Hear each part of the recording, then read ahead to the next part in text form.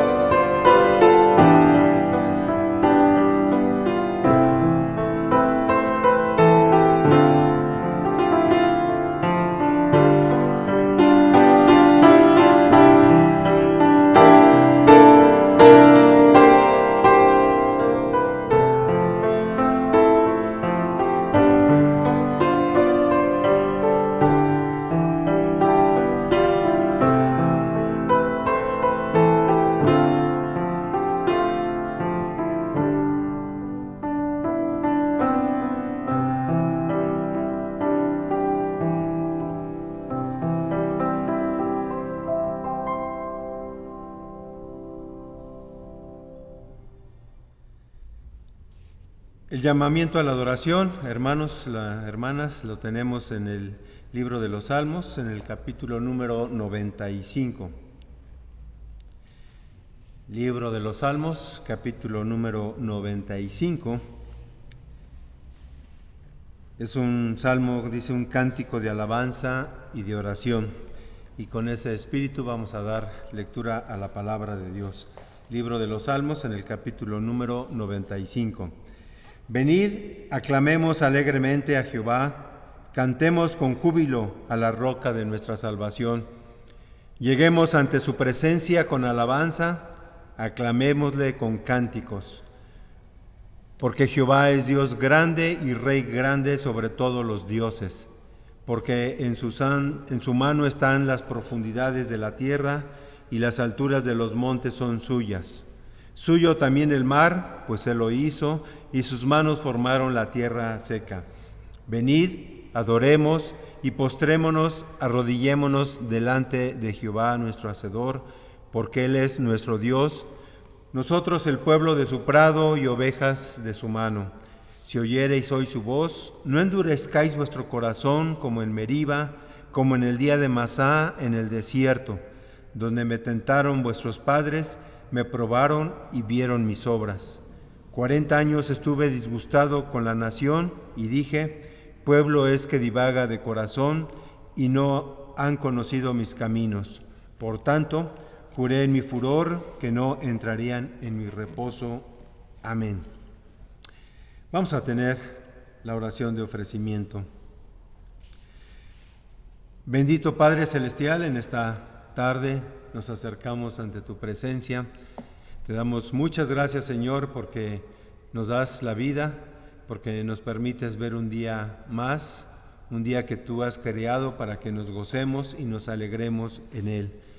Nos unimos a las palabras de este salmista que venimos a adorarte, venimos a alabarte, venimos, Señor, a reconocer la grandeza de tu nombre, porque todo lo que es ha sido creado por ti, Padre Celestial. Por eso nuestro corazón, nuestra mente, Señor, te reconoce, te alaba. Y en esta tarde, Señor, pedimos tu bendición para nuestro culto de adoración. Que seas tú quien nos hable a través de tu palabra, Señor, que podamos alabarte también con nuestros cantos, con nuestras oraciones delante de ti, Señor, porque te lo pedimos en el nombre de tu Hijo Jesucristo. Amén. Vamos a buscar en nuestros himnarios el himno número 536, lo vamos a entonar, dirigidos por nuestra hermana Carla Santiago, himno 536, Tu amor por mí.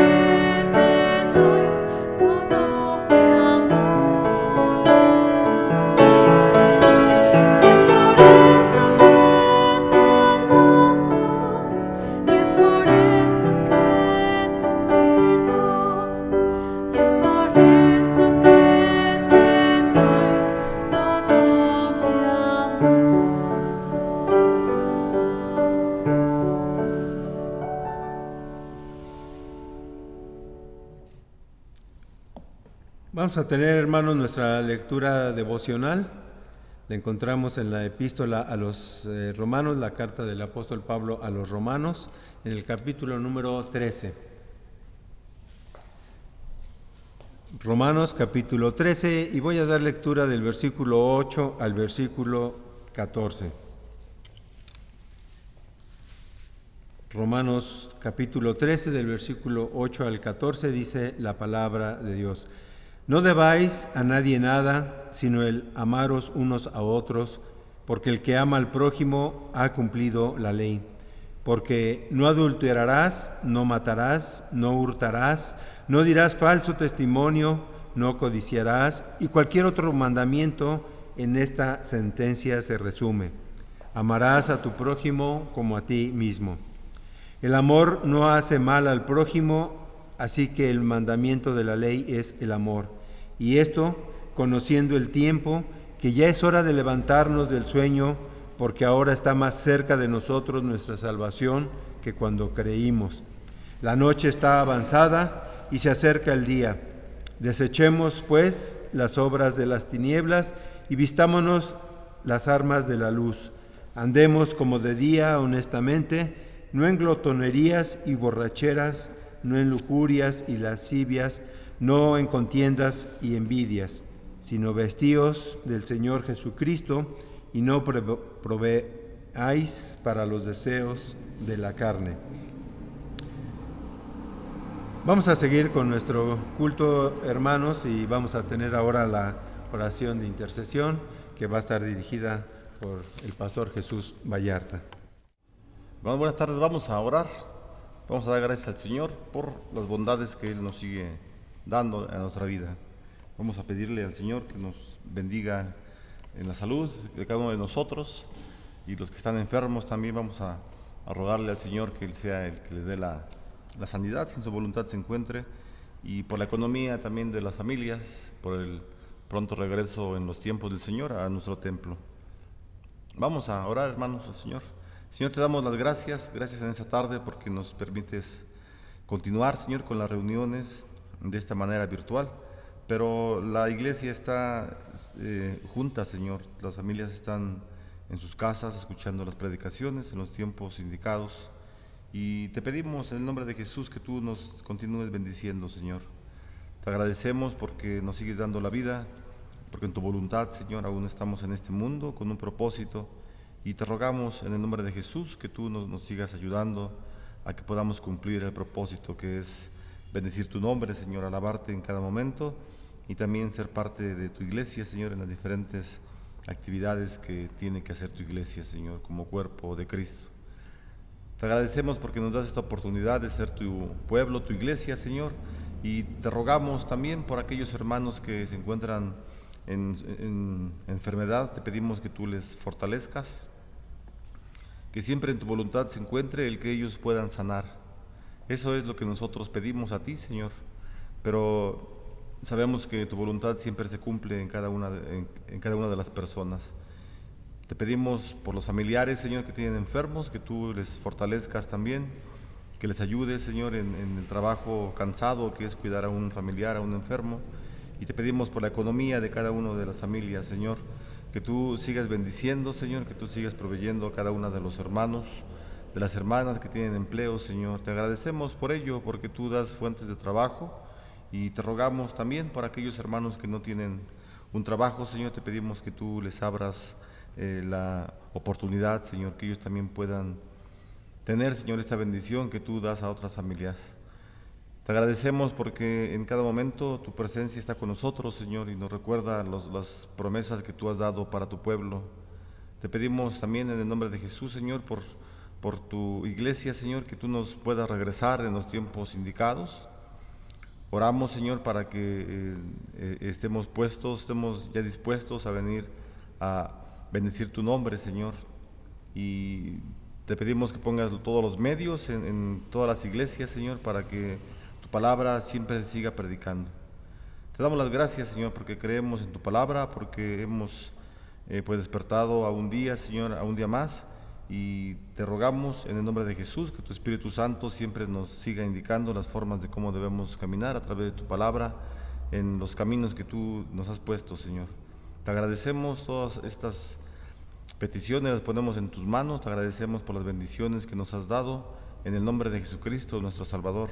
Amén. Hermanos, los invito a que abramos nuestro himnario y busquemos el himno 404. Un mandamiento nuevo os doy. Himno número 404.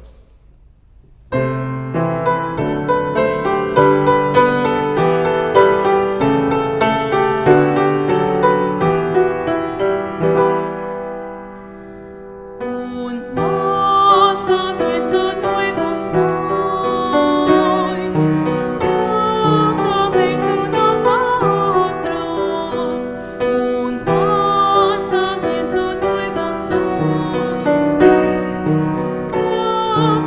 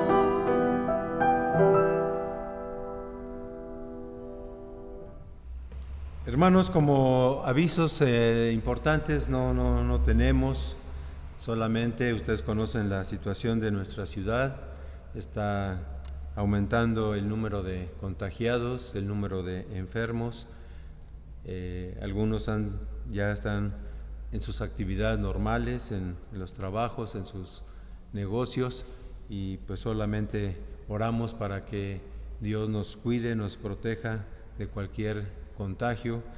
No estamos exentos y sabemos también que muchos hermanos a lo largo de estos meses también han estado en cama, muchos de ellos. Gracias a Dios por su recuperación.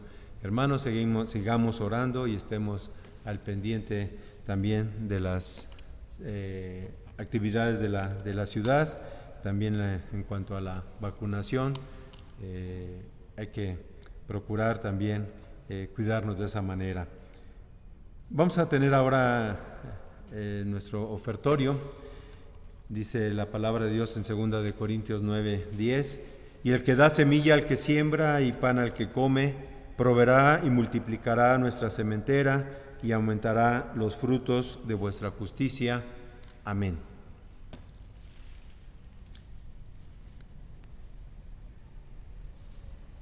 La lectura base para la meditación de esta tarde la encontramos en la carta del apóstol Juan, en el capítulo número 3, primera carta de Juan, capítulo número 3, del versículo 11 al 24. El tema del mensaje de esta tarde es un mensaje digno de oír, que nos amemos unos a otros, y estará a cargo del pastor Jesús Vallarta. Primera de Juan capítulo 3, del 11 al 24. La palabra de Dios dice: porque este es el mensaje que habéis oído desde el principio, que nos amemos unos a otros. No como Caín, que era del maligno y mató a su hermano. ¿Y por qué causa le mató? Porque sus obras eran malas y las de su hermano justas. Hermanos míos, no os extrañéis si el mundo os aborrece. Nosotros sabemos que hemos pasado de muerte a vida, en que amamos a los hermanos. El que no ama a su hermano permanece en muerte. Todo aquel que aborrece a su hermano es homicida, y sabéis que ningún homicida tiene vida eterna permanente en él. En esto hemos conocido el amor, en que Él puso su vida por nosotros. También nosotros debemos poner nuestras vidas por los hermanos. Pero el que tiene bienes en este mundo y ve a su hermano tener necesidad y cierra contra él su corazón, ¿cómo mora el amor de Dios en él? Hijitos míos, no amemos de palabra ni de lengua, sino de hecho y en verdad. Y en esto conocemos que somos de la verdad y aseguraremos nuestros corazones delante de Él. Pues si nuestro corazón nos reprende, mayor que nuestro corazón es Dios, y Él sabe todas las cosas.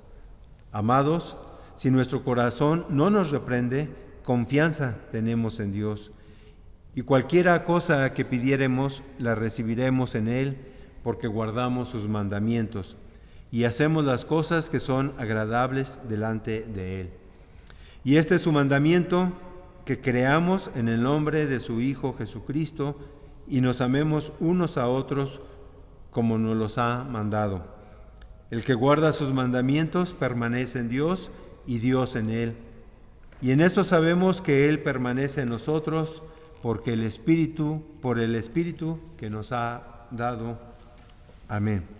Escuchemos con atención, con nuestro corazón, con nuestra mente abierta, el mensaje de esta tarde. Bueno, vamos a hacer una oración antes de empezar con el mensaje. Vamos a orar por la palabra. Señor, te pedimos por tu palabra que la bendigas. Oramos para que siempre tu Espíritu Santo nos hable a nuestras vidas, Señor, diciéndonos o que nos tengamos por presente siempre tus promesas y tus mandatos en nuestros corazones. Oramos, Señor, para que pongamos por obra también tu palabra en cada momento, no solamente este domingo, sino todos los días que la leamos, Señor, y que la pongamos en práctica. Ayúdanos a hacerlo, te lo pedimos en el nombre de Jesús. Amén.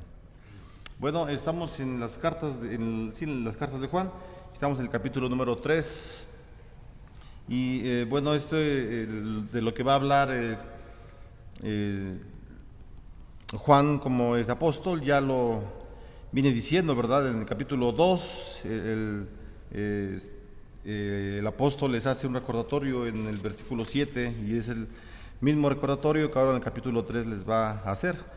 Dice el versículo 7 del capítulo 2, hermanos, no os escribo mandamiento nuevo, sino el mandamiento antiguo que habéis tenido desde el principio. Este mandamiento antiguo es la palabra que habéis oído desde el principio. Entonces, el mandato que Juan les hace a la iglesia es algo que ellos ya conocen, obviamente, ¿verdad? ¿Cuándo lo conocieron? Cuando se les presentó el Evangelio. Cuando ellos comienzan a conocer acerca del Evangelio de Jesús, ellos reciben ese mensaje, ¿verdad? ¿Cuál es el mensaje? Que Jesús ha muerto por la iglesia, que Él ha muerto por los que le siguen, y lo siguiente es eso: ámense unos a otros, ¿verdad? Y el mejor ejemplo es nuestro Señor Jesucristo. En Él encontramos la supremacía de los ejemplos que podamos ilustrarnos en nuestra mente, ¿verdad? Solamente con el amor que tuvo Jesús para nuestra vida es como podemos saber la magnitud que es el amar. Y así que ahora el apóstol Juan pide a la iglesia que también, de la manera como Jesús nos amó, nosotros también podamos amar a los hermanos de la iglesia y bueno, al prójimo en general, pero está hablando acerca de la iglesia. Entonces en el versículo número 11, ¿verdad? Dice, porque este es el mensaje que habéis oído desde el principio, que nos amemos unos a otros. Y bueno, esto desde que Jesús hizo la aparición en la tierra, y no solamente desde cuando Él viene, sino desde el inicio del tiempo, en los mandamientos, cuando el Señor llama a Moisés para entregarle las tablas de los mandatos. Dios está dando a ver, ¿verdad?, para que Él lo que requiere es una muestra de amor por parte de la gente, por parte de la iglesia. Y bueno, en los 10 mandamientos encontramos de una manera resumida este amor al prójimo, ¿verdad? En las prohibiciones que nos tienen: no matarás al prójimo. Si nosotros nos enfocamos en no hacer daño al prójimo, pues obviamente no va a haber ningún mal, ¿verdad? Menos el matar, ni físicamente ni de una forma pues a veces con el hablar de las personas pues se asesinan también las personalidades, ¿verdad? Entonces cuando se cumple el 5.º mandamiento, cuando en el corazón del hombre está el deseo de cumplirlo, estamos excluyendo, ¿verdad?, el deseo de hacer un perjuicio al prójimo. Así igual en los siguientes mandamientos del 5 al 10 nos indican esta relación con el prójimo. Entonces estas relaciones interpersonales que debemos tener con el prójimo pues deben ser siempre de lo mejor, y sobre todo como cristianos entendemos que el mandamiento es amar. Entonces cuando nosotros no deseamos, ¿verdad?, ningún bien del prójimo, cuando no intentamos estar con la esposa de alguien o con el esposo de alguien, pues estamos respetando al prójimo, estamos amando la propiedad del prójimo. No estoy diciendo que la esposa o el esposo sean propiedad de una persona, pero los judíos lo miraban en cierta forma así, como propiedades, no en el sentido de tener subyugado al cónyuge, sino ellos tenían esa perspectiva muy diferente a la nuestra, como el mundo de Occidente, ¿verdad? Pero ellos veían todas las cosas, aún, como digo, las personas, como ciertas propiedades. Así que era un daño hacia el prójimo, hacia la familia, intentar desear algo de ellos, ¿verdad? Entonces en los mandamientos: no matarás, no cometerás adulterio, no desearás las cosas ajenas, etcétera. Nos están diciendo, ¿verdad?, nos están previniendo ya desde siglos antes de que el Señor Jesús escribiera, porque también el Evangelio de Juan tiene muchos paralelos con la primera carta del mismo Juan. Si leemos y comparamos el Evangelio de San Juan con la primera carta sobre todo, nos hablan muchos términos parecidos, ¿verdad? Jesús entrega la vida por la iglesia, lo menciona en el capítulo 15, y Juan aquí lo repite en su carta, ¿verdad? Entonces, básicamente lo que nos está diciendo, ¿verdad? Ese versículo 11 es un recordatorio del mensaje del Señor. ¿Cuál es el mensaje del Señor? Amar al prójimo, ¿verdad? Entonces, el cumplir los mandatos, ¿verdad? Las dos tablas de la ley, una tenían que ver con el Señor, con Dios mismo, venerar su nombre, respetarlo, guardar un día de descanso y dedicárselo a Él, no tener otros dioses, no inclinarse, etcétera. Y la otra tabla, como lo estamos mencionando, tenía que ver con las relaciones interpersonales. Y el cumplir estos dos mandatos de las dos tablas de la ley, este es el recordatorio que Juan ahora, siglos después de cuando Moisés se encuentra en el monte Sinaí, en el desierto, y recibe esta orden, siglos después, Juan les viene a decir que este no es un mandato nuevo, sino es algo que ellos ya conocen, ¿verdad? Y lo conocieron, vuelvo a decirlo, cuando alguien les presentó el Evangelio de Jesucristo. Así es que para todos nosotros es exactamente lo mismo, ¿verdad? Nosotros quizá antes de no conocer del Evangelio no conocíamos cuál era el amor incondicional del cual nos habla la palabra del Señor. Pero una vez ya conociendo el Evangelio, cuando se nos presenta la palabra y comenzamos a leer la Escritura, pues nos damos cuenta que lo que Dios desea para su iglesia es que se amen unos a otros. Y nos pone una ilustración, ¿verdad?, en el versículo 12, y la ilustración es cerca de Caín. Juan recuerda a Caín, lo recuerda por su nombre. Juan no dice, ¿verdad?, que Caín fue con la quijada de un asno o con algún otro artefacto, con un palo, y le pegó a Abel y lo mató. No dice eso, simplemente dice que lo asesinó. Bueno, los que saben, ¿verdad?, los estudiosos de la palabra, los que son muy estudiosos de la palabra, en el griego es la palabra asesinar. En el hebreo la palabra asesinar es la palabra degollar, es una palabra hebrea que el significado para el español es degollar. Entonces, de una forma, Caín se convierte en un asesino, ¿verdad? Es en el primer asesino que se registra en la historia del hombre. Y Juan entonces les pone a la iglesia esta ilustración, les dice, no seamos, ¿verdad? Él se incluye, dice, no como Caín. O sea, en el versículo 11 está hablando en plural, y esto también es muy importante porque Juan se está poniendo a la par de la iglesia. Juan se está poniendo también en el sufrimiento que la iglesia está pasando, y dice desde el versículo 11, porque este es el mensaje que habéis oído desde el principio, que nos amemos unos a otros. O sea, Juan se está incluyendo, ¿verdad?, en que él también tiene que amar junto con todos. Y el versículo 12 dice que no seamos como Caín, o sea, se sigue incluyendo. Ya no dice seamos, ¿verdad?, pero está implícito porque en el versículo 11 ya lo dijo. Y dice no como Caín, en el versículo 12, que era del maligno y mató a su hermano. ¿Y por qué causa le mató? Por sus obras. Porque sus obras eran malas y las de su hermano justas. Fíjense aquí, esas dos palabras son importantes, la palabra malas y justas. La palabra malas está refiriendo o está aludiendo a Caín, ¿verdad? Y Juan, el mismo Juan, en el Evangelio que él escribe, esta palabra malas la usa para aludir a Satanás. Así que podemos pensar que Caín mató a su hermano porque era de Satanás. Es decir, Caín no se convirtió en hijo del diablo porque mató a Abel, no.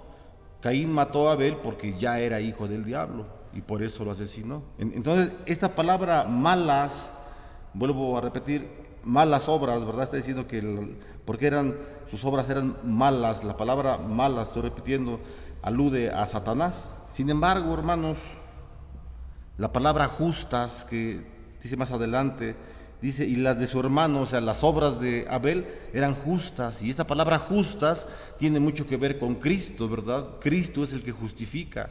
Cristo es en la cruz del Calvario, cuando Él es crucificado, Él imputa o nos pone a nosotros los creyentes su justicia divina, la justicia que Él ya cumplió. Él tenía que cumplir toda la ley. Cumple la ley que Dios Padre estaba demandando, y entonces Cristo es justo. Y en el momento que Él muere en la cruz, nos pone a nuestra cuenta, eso significa la palabra imputar, es un término de contabilidad, nos pone a nuestra cuenta, ¿verdad?, esta justicia de Cristo en nuestra vida. Y ahora el Señor nos ve como si fuéramos justos. Entonces, ¿qué diferencia tan grande encontramos en el versículo 12? Juan contrasta muy bien estas dos palabras, ¿verdad? Malas con justas, las obras de ambos. Así que miramos, ¿verdad?, cómo es que nos invita el versículo 12, dice que no seamos asesinos como Caín, que no degollemos a nuestros hermanos como Caín. Está hablando de la misma iglesia, ¿verdad? Caín y Abel eran hermanos, eran miembros de la iglesia, de la primera iglesia que el Señor instituyó en el huerto del Edén. Entonces, hermanos, encontramos ¿verdad?, recordatorio. Dice el versículo 13: hermanos míos, no os extrañéis si el mundo os aborrece. Juan les dice otro recordatorio, aparte del que ya saben, ¿verdad?, que nos tenemos que amar. También les recuerda que el mundo odia a la iglesia del Señor, y esto es desde el huerto del Edén. Satanás siempre ha estado tratando, ¿verdad?, de destruir a la iglesia.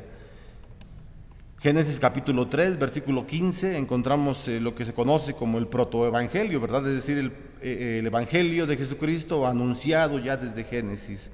Pondré enemistad entre ti y la mujer, el Señor está refiriéndose a la serpiente. Pondré enemistad entre ti y la mujer, entre tu simiente y la simiente suya.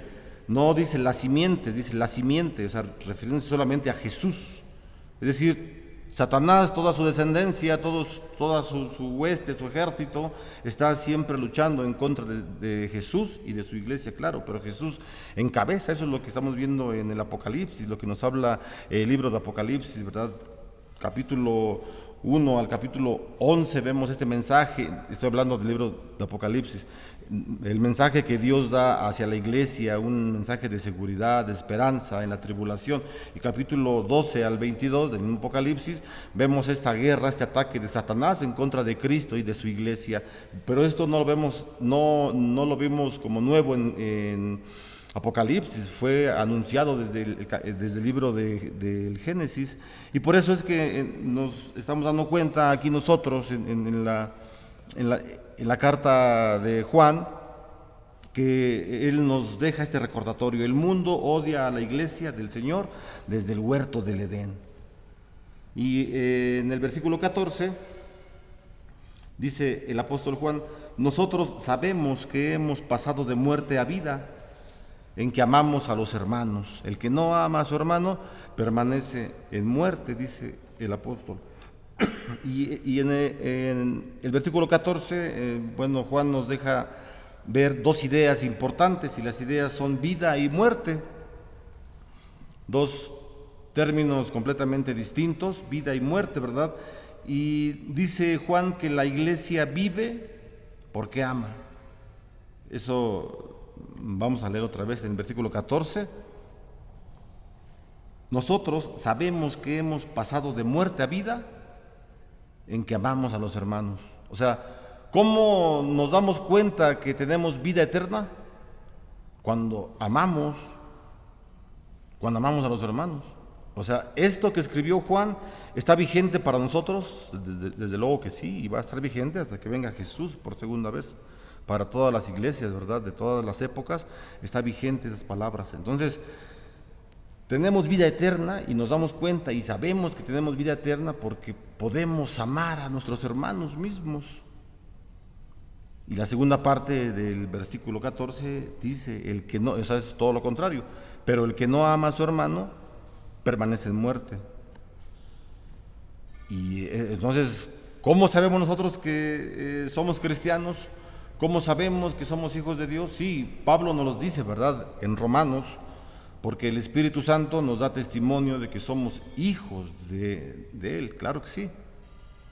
Pero la pregunta, ¿no nos podemos equivocar?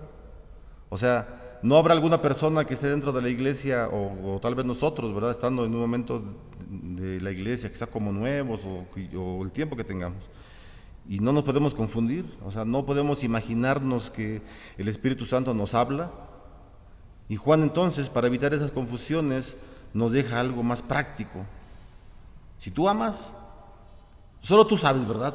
Puedes fingir, etcétera, pero solamente tú sabes si amas a los hermanos.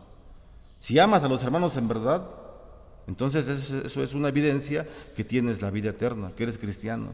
Si no amas a los hermanos, si haces todo lo contrario, pues aunque digas y aunque te sepas toda la Biblia, no tienes la vida eterna. Recordemos que Satanás se sabe la Biblia también, se la sabe completita, muy bien.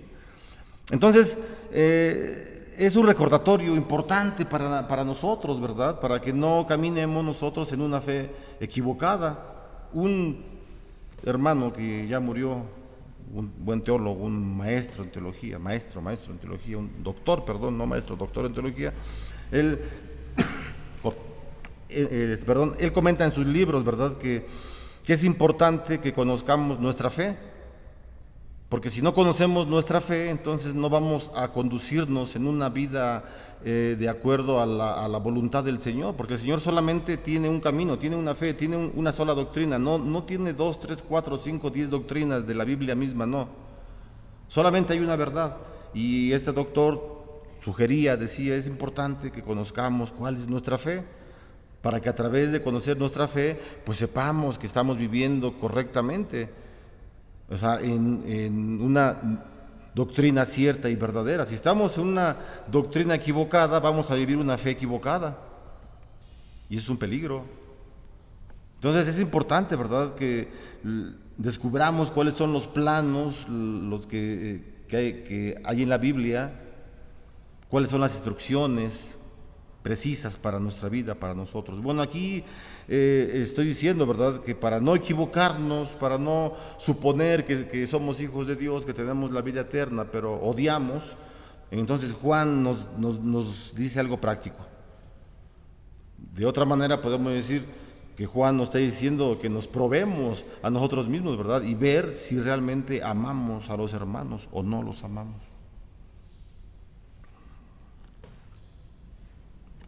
Bueno, entonces, para decir lo que estamos comentando del versículo 14, Juan nos deja dos ideas: vida y muerte, y la iglesia vive porque ama, y el mundo muere porque no ama, espiritualmente hablando, claro, ¿verdad?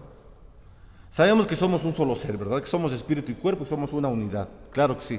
Pero en cuanto a asuntos espirituales, o sea, estar pensando que yo tengo la vida eterna, no. O sea, el que no ama muere espiritualmente. El mundo muere espiritualmente porque no ama.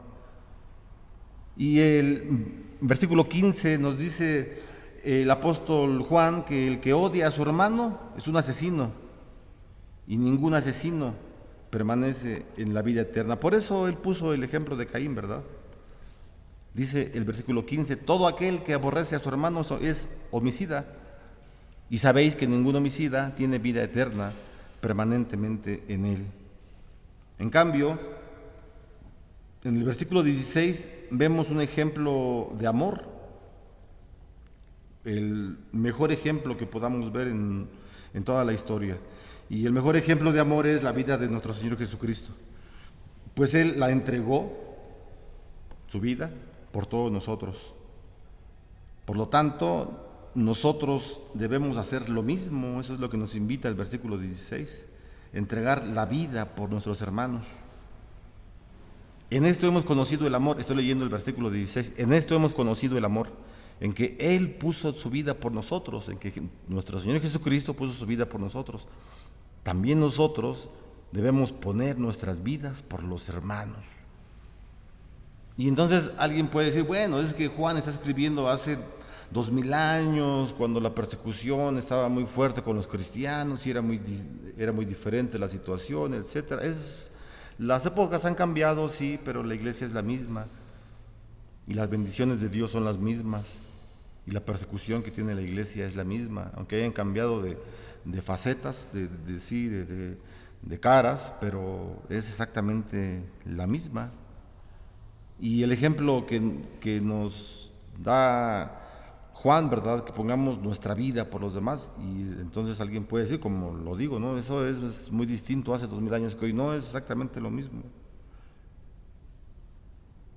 Pero ¿cómo, verdad? ¿De qué forma es que entregamos la vida por nuestros hermanos? ¿Cómo? ¿Qué nos está diciendo Juan? Y nos lo dice él en el versículo 17. Dice, pero el que tiene bienes de este mundo y ve a su hermano tener necesidad y cierra contra él su corazón, ¿cómo mora el amor de Dios en él? Sí, o sea, creo que eso es claro, ¿verdad? Así se está viendo a un hermano que tiene necesidades físicas, económicas, y le decimos, pues nada más, hermano, que Dios te bendiga, déjeme orar por usted, váyase, córrele. Y si yo tengo para ofrecerle algo de lo que tengo y no lo hago, pues no hay amor. Es un ejemplo, solamente un ejemplo, ¿verdad? Como muchos pueden haber. Hay gente que no tiene dinero, sin embargo cumple con esta parte de lo que está hablando Juan. ¿Cómo? De otras formas, ¿verdad? Sentir la empatía con los hermanos, tener la empatía, estar con ellos, dice la palabra, ¿verdad? Consolar a los que sufren, llorar junto con ellos, etcétera. Eso es también. Si no tengo dinero, posesiones que poder ofrecer a la iglesia, no lo puedo hacer y punto, pero si tengo otras cosas que le puedo ofrecer. Entonces, eso es lo que está diciendo el apóstol Juan. Si podemos ayudar al hermano que lo necesita y no lo hacemos, entonces meditemos, ¿verdad?, sobre nuestra salvación, sobre nuestra relación con el Señor. Y entonces el versículo 17, ya lo leímos, nos dice, ¿verdad?, que el amor debe expresarse en buenas obras a los demás. Hay muchas oportunidades, hermanos, de hacer buenas obras, muchas oportunidades en diferentes iglesias. Quizá haya iglesias que los miembros de la misma, por la gracia del Señor, y que bueno, ¿verdad?, quizá no necesiten nunca una ofrenda de amor, ni una despensa, y que bueno, seguramente hay iglesias así, pero también seguramente hay muchas iglesias que no están así, y que tienen necesidad. Y es importante, ¿verdad?, pues el apoyo, ¿verdad? Cuando una iglesia que tiene buena economía da una ofrenda, una buena despensa a algunas familias de alguna misión, aunque no sean de su misma denominación, los hermanos se llenan de regocijo cuando reciben esas bendiciones. Y a veces la iglesia no hace casi nada por ayudar a su prójimo. Es importante, hermanos. La palabra nos indica hacerlo, ¿verdad? Versículo 18 dice, hijitos míos. Esa es la única parte en donde Juan se dirige así con el término hijitos míos, ¿verdad? Es la única parte. Él porque aquí está hablándoles en la posición de un pastor, de un padre espiritual. En otras partes, por ejemplo, aquí mismo en la carta, cuando él les dice hermanos, él se está poniendo, como lo decíamos al principio, se está poniendo al nivel de ellos en el sentido de que también, así como ellos han sufrido persecución, etcétera, hambre, todo esto, Juan también lo ha pasado y por eso le dice que son hermanos.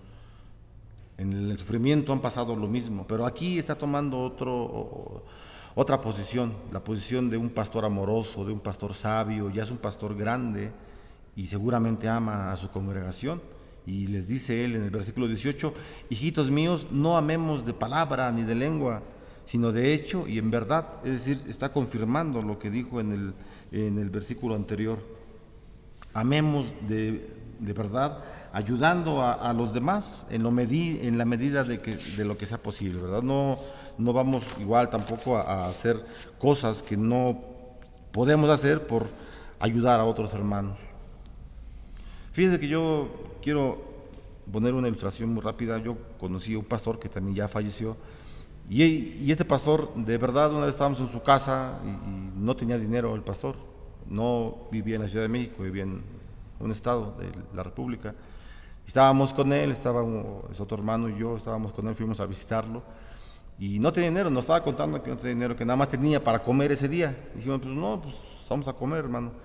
Y estábamos no a punto de comer, pero faltaba poco tiempo para comer, y llegó una de las hermanas de la congregación a contarle sus necesidades al pastor, y entre esas necesidades estaba que no tenía ni un centavo la hermana para comer con sus hijos. Estaba chillando la hermana, llorando muy amargamente. Y el pastor lo que hizo nos sorprendió, tanto al hermano que estábamos ahí, a su esposa y a sus 2 hijas. Tomó la cazuela de la comida así, con todo, la cazuela con tortillas y frijoles y todo, y se los dio a la hermana. Y le dijo, lléveselo, hermana, cómaselo. Y la hermana pues chillaba más. Y se llevó la comida, claro, ¿va? Porque no tenía que comer, estaban chiquitos sus hijos.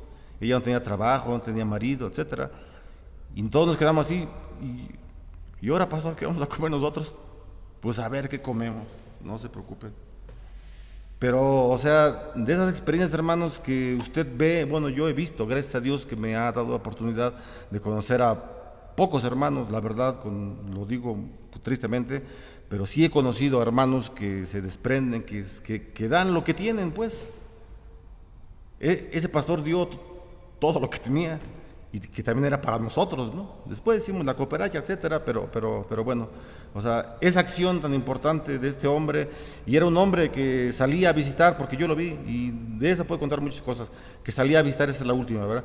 Salíamos a visitar una ocasión, y en la calle íbamos caminando, y me dijo, espéreme allá en otra esquina, adelante, y me fui caminando, y ya cuando lo vi regresó sin zapatos del pastor. Digo, ¿ahora qué pasó? ¿Los zapatos? Ay, es que con sus lágrimas en los ojos del pastor, es que se los dejé a ese hombre que no tiene nada, mire cómo está. Y así era el pastor. Bueno, entonces vemos el evangelio en las vidas de los hermanos, eso es una bendición. Entonces Juan seguramente era así y más, ¿verdad? Más que este pastor, o no lo sé, pero porque era un hombre que había estado con el Señor Jesús, trabajó con el Señor Jesús. Muchos dicen, ¿verdad?, los hermanos de otras denominaciones que dicen, bueno, los seminarios, ¿para qué están? Si los apóstoles nunca fueron a un seminario, ni estudiaron, y eran pastores. Bueno, pero Juan, Andrés, Jacobo, Pedro, estuvieron con el Señor directamente, caminando con Él, durmieron con Él, aprendieron con Él directamente. Así, pues, ¿para qué van al seminario? Pero usted y yo, que no lo conocimos y que somos medios piedras para estudiar, pues necesitamos estudiar más definitivamente, ¿verdad? Entonces, este hombre, el apóstol Juan, fue un hombre bendecido porque aprendió mucho del Maestro, aprendió del Señor, y por eso es que él pone en práctica lo que él está aprendiendo.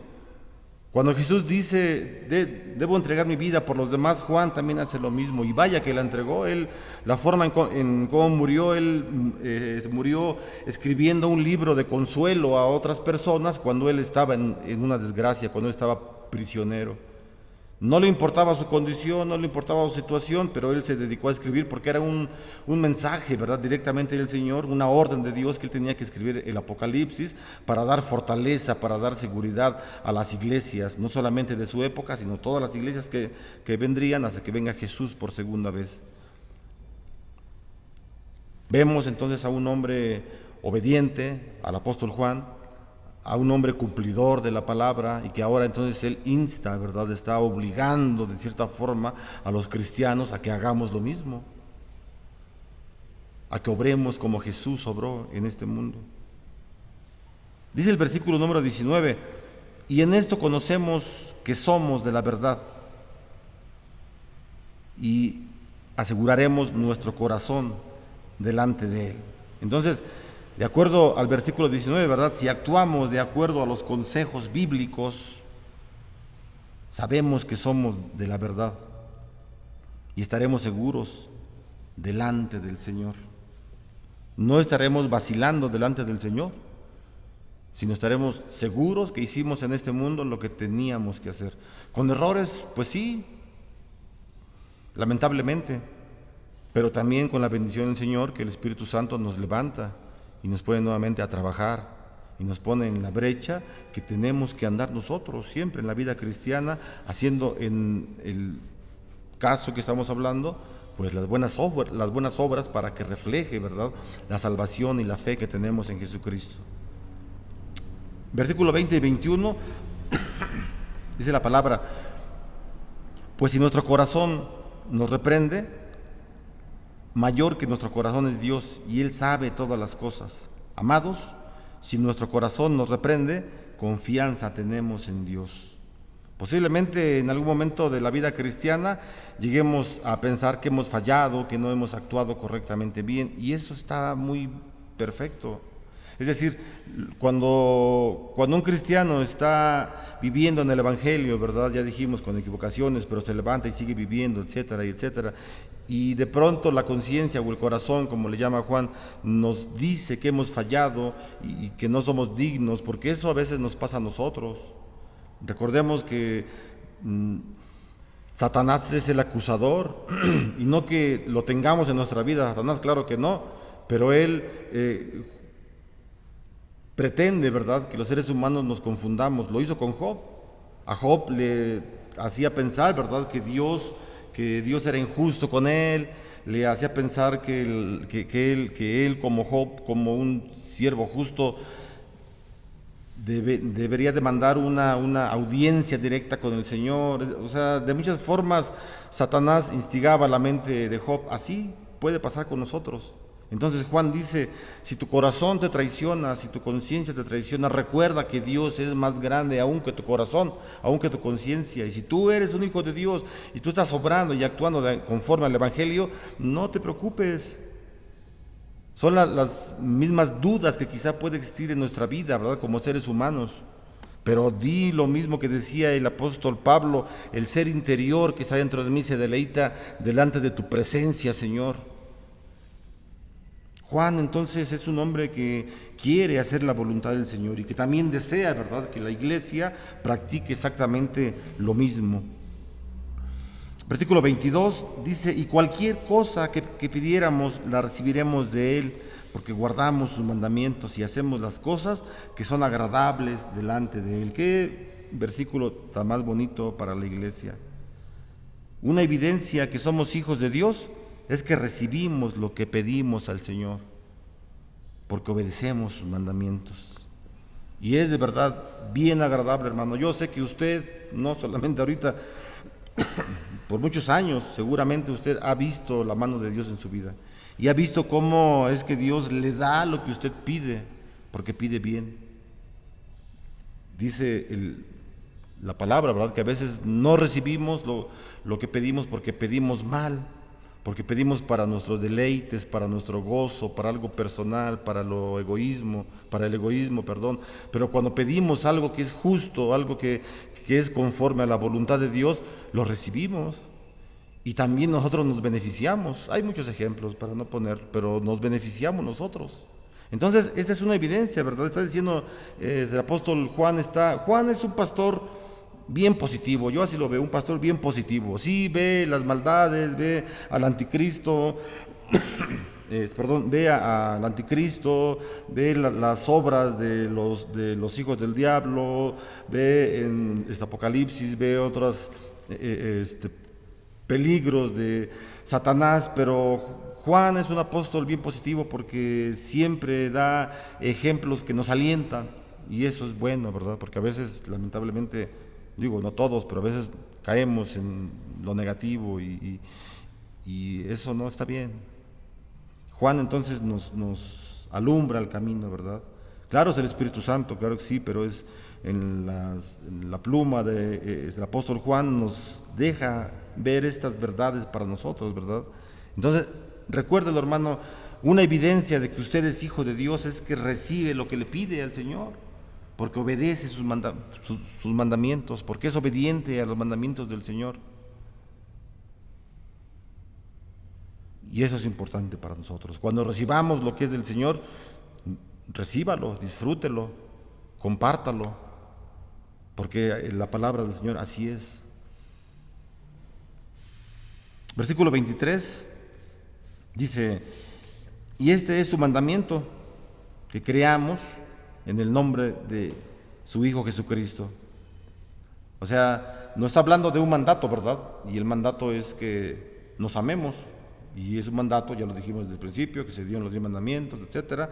Y aquí el apóstol Juan nos lo dice en el versículo 23, nos dice cuál es ese mandato: que creamos en Jesucristo como nuestro único y suficiente Salvador y que nos amemos. Ese es un mandato, es un recordatorio. Crea en Jesús como su único Salvador. Sí, sí creo que Jesús es mi Salvador. Creo en la cruz del Calvario, creo en la sangre de Jesús que me limpia de todo pecado. Creo que Jesús ha puesto ahí en la cruz toda la sentencia que estaba en contra de mí. Yo creo que Jesús va a venir algún día y va a resucitar entre los muertos y voy a estar con Él en la eternidad. Bueno, ya creí eso. Ahora ama a tu hermano para que se complemente tu idea, para que se complemente, no tu idea, sino el plan bíblico, el decreto bíblico y la idea bíblica esté siempre permeando tu vida y tu mente. Cree en Jesucristo y ama a tu hermano. Ámalo. ¿Es difícil? Sí, sí es difícil. La verdad, sí. Bueno, a mí se me hace difícil. Honestamente se los digo, hermanos, se me hace difícil. Pero no es imposible. Si está escrito en la Biblia es porque no es imposible. Es porque es algo que podemos hacer. Porque si Dios y el Espíritu Santo ha puesto aquí escrito que nos amemos, es porque sí podemos hacerlo. Porque ya no estamos en el mundo. Ahora estamos viviendo en la eternidad. Claro que estamos en este mundo físico, ¿verdad? No hemos muerto físicamente, ni espiritualmente. Pero algún día vamos a morir físicamente. Y estaremos en la presencia del Señor. Entonces es importante, hermanos, que nos amemos. Y al final, ¿verdad? En el versículo 24, Juan concluye diciendo, dice en el versículo 24, y el que guarda sus mandamientos permanece en Dios y Dios en él. Y en esto sabemos que Él permanece en nosotros por el Espíritu que nos ha dado. Entonces, qué importante, ¿verdad? Saber que Dios está con nosotros. Que no únicamente lo sepamos de teoría, sino que lo sepamos porque lo estamos experimentando, porque lo hemos experimentado. Así que Juan dice, quien cumple los mandamientos del Señor, permanece en Dios. Esa persona permanece en Dios porque cumple sus mandamientos y Dios también permanece en él. ¿Cómo lo sabemos? Dice al final, ¿verdad, Juan? Por el Espíritu Santo que nos dio. Es decir, el mismo Espíritu Santo que está en nosotros, lo que Pablo dice en Romanos, el mismo Espíritu nos da testimonio de que somos hijos del Señor. Aquí Juan repite la misma doctrina. El Espíritu Santo que nos dio a nosotros, ese Espíritu nos da testimonio de que somos hijos del Señor. Si algo falla, si algo nos brinca en nuestra mente, en nuestra imaginación, en nuestros pensamientos de que no somos hijos del Señor y no hacemos buenas obras, aunque estemos dentro de la iglesia y no vamos al hermano y le tiramos siempre pues cosas negativas, Juan sugiere, ¿verdad? Que hagamos un alto, no lo dice específicamente, pero está implícito. Juan nos dice que hagamos un alto, que revisemos nuestra vida. ¿Estamos cumpliendo los mandatos o no lo estamos cumpliendo? ¿Estamos amando a nuestro hermano o no lo estamos amando? Es importante que a nosotros mismos no tratemos de engañarnos. No lo podemos hacer, pero si intentamos engañarnos, nos podemos desviar, ¿verdad?, de las indicaciones que estamos recibiendo. Este es un manual, la Biblia es un manual de vida para nosotros. Es como un coche, ¿verdad?, que tiene su manual cada 5,000 kilómetros, cambia el aceite, cada 10,000 las balatas, no sé cada cuánto estoy imaginando que pueda decir así, ¿no? Pero nos va diciendo cada qué tiempo se le debe poner aire, llantas, aceite, etcétera. Y así lo mismo, si no leemos el manual, nuestro coche se va a desvielar, se va a descomponer, etcétera, etcétera, va a fallar. Lo mismo con la Biblia, si este manual de vida no lo leemos, no lo conocemos, no lo aplicamos, nuestra vida va a fallar. Juan nos dice, no, deténgase usted, crea en Jesús, cumpla los mandatos y ame a su hermano. Y pues vamos a orar al Señor, hermanos, vamos a pedirle que sea siempre su Espíritu Santo quien nos siga dando estas fuerzas para poder amar al hermano y seguir creyendo en Jesús como nuestro Salvador, como nuestro Señor. Vamos a orar. Señor, muchas gracias te damos, gracias por las verdades que encontramos en la Escritura. Oramos a ti, Señor, para que nos des siempre la seguridad de cumplir todos los mandatos que nos exiges, Señor. Y no es una exigencia que nos duela, porque finalmente tú nos bendices y la bendición es gozo y es una satisfacción. Te pedimos perdón, Señor. Te pedimos perdón por las faltas que hemos cometido, que seguramente existen en nuestra vida, Señor. Y te rogamos en el nombre de Jesús que nos perdones, y sabiendo esta verdad y estamos conscientes de que tú eres el que perdona, el que otorga siempre el perdón de los pecados. Te rogamos también que tu Espíritu Santo siempre nos haga caminar perfectamente bien, Señor, en tu iglesia. En el instante que nos equivoquemos, que sea tu Espíritu Santo que nos indique las maneras y que sobre todo también nos indiques cómo poder ayudar a los hermanos en necesidad. Te pedimos que nos ayudes a amarnos, Señor, unos a otros. Es una palabra difícil, Señor, quizá para muchos, para otros es muy fácil y te damos gracias por ello, Señor. Te pedimos que para aquellos hermanos que se les hace fácil, Señor, relacionarse con los demás y poder amar y brindar sus bienes sin que les perjudique, Señor, y amar sobre todo, Señor, independientemente de lo material, te pedimos que tú sigas con ellos siendo así, Señor, que ellos continúen amando a sus hermanos, y para todos aquellos que quizá nos cueste trabajo, Señor, poder dar estos pasos de perdón y de amar al prójimo, también te pedimos, Señor, que nos ayudes, que tu Espíritu Santo ponga en nosotros un corazón diferente. Señor, que tú cambies el corazón que tenemos de piedra duro, Señor, y lo cambies por un corazón de carne, un corazón sensible, en donde nuestro corazón pueda sentir, Señor, la necesidad que tiene nuestro hermano. Te pedimos que no seamos solamente de palabras, Señor, sino que nos ayudes a actuar conforme sea tu voluntad, conforme a las medidas de lo posible, Señor, que tengamos en nuestro haber, y que así podamos ofrecer, Señor, a los hermanos una ayuda, Señor, en lo que tú dispongas, en lo que podamos hacerlo. Y no por compromiso, Señor. Ayúdanos a no ofrendar, a no dar por compromiso ni por necesidad, como en tu palabra nos los dices, porque tú amas al que da con alegría, Señor.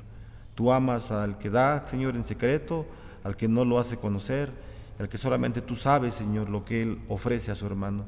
Oramos para que haya siempre en la iglesia, Señor, hermanos así. Siempre han habido y te damos gracias por ello. Te pedimos que siempre existan hermanos, familias, que estén siempre interesados en amar y en ayudar a su prójimo. En el nombre de Jesús te lo pedimos y te damos gracias. Hermano, reciba la bendición del Señor.